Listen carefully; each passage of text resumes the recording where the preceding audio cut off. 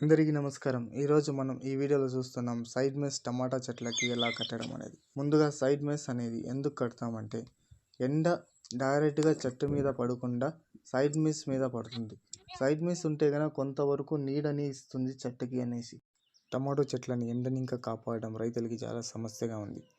అందుకోసం ఇది side mess అనేది ఒక రకంగా రైతులకి ఉపయోగం పడుతుందనేది నేను అనుకుంటున్నా.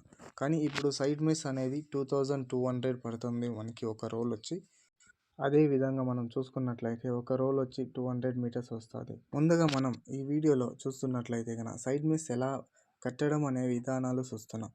మల్చింగ్ షీట్ పైన మనం రెండు సైడు స్ట్రైట్గా గట్లని నాటి తర్వాత మనకి ఎంత ఉందో కాలు దాని ప్రకారం మనం మెస్ అనేది కట్ చేసుకొని తర్వాత రెండు వైపులా మనం సైడ్ మెస్ అనేది తంగూస్తో టైట్గా కట్టుకుంటే కనుక మనం కొంతవరకు ఎండని చెట్ల మీద డైరెక్ట్గా కాకుండా సైడ్ మెస్ ద్వారా మనం కొంతవరకు చెట్లని కాపాడచ్చు.